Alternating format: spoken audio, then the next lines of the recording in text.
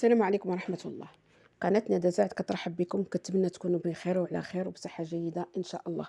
لأول مرة كيزور القناة مرحبا به، وما ينساش يدير لنا اشتراك للقناة. أعجبني الفيديو بارطاجيه ما بين الأهل والأحباب والأصدقاء.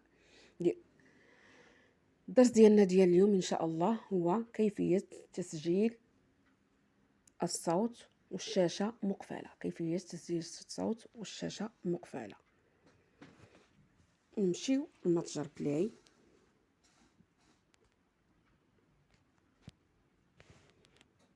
نكتبوا مسجل صوت الخلفية.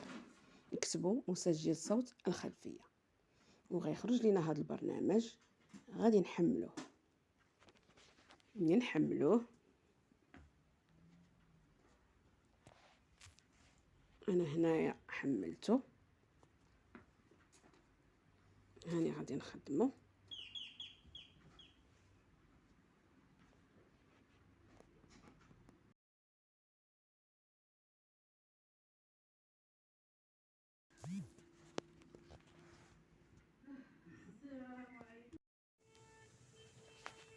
ودابا غادي نسجل والشاشة مقفلة.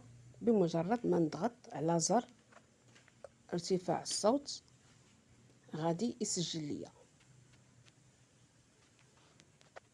وندير عاوتاني نضغط 3 ضغطات على خفض الصوت. غادي نوقف التسجيل. الا بغيت نسجل كنضغط 3 المرات على ارتفاع الصوت مرتفع والزر ديال ارتفاع الصوت. وإلا بغيت نوقف التسجيل كنضغط على زر انخفاض الصوت. هذا ما كان. نبداو دابا. نقفل الشاشة بعدا.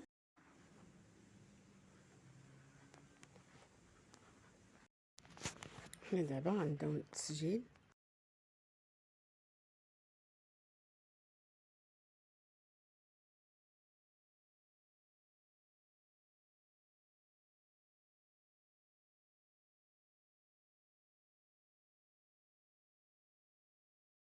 وهنا غنضغط باش نوقف التسجيل.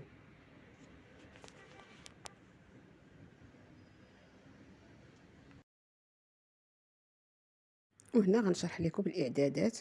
غننزلوا لهاد 3 النقاط اللي لتحت ونمشيو للاعدادات.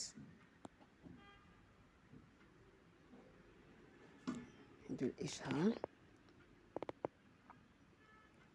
كليكيو على الاعدادات. وهنا الاعدادات كديروا فيهم اللي بغيتو. مثلا نحدد عدد الضغطات على زر رفع الصوت، ممكن مرة أو 2 أو 3.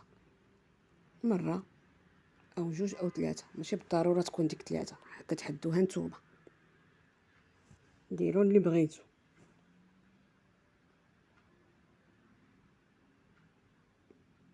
كلشي من الاعدادات. مثلا نحدد عدد الضغطات على زر خفض الصوت، ندير مرة أو 2 أو 3 على حساب اللي بغيتو نتوما. مثلا ندير مرة 2 أو 3 على حساب اللي بغيتو. هي من الأحسن مرة واحدة باش كتسهل عليكم المأمورية.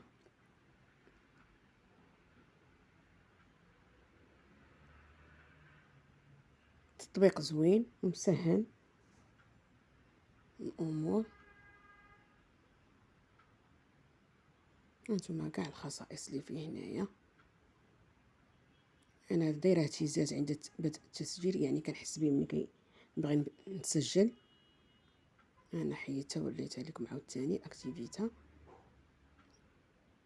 باش تشوفوها، وديزاكتيفيتا. وهذه هو التطبيق.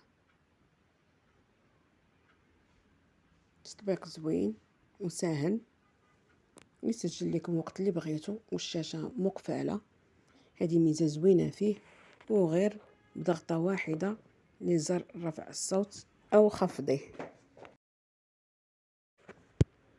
كان هذا هو الدرس ديالنا ديال اليوم. كنتمنى تكونوا استفدتوا منه وعجبكم. تبقاو على خير، والسلام عليكم ورحمه الله.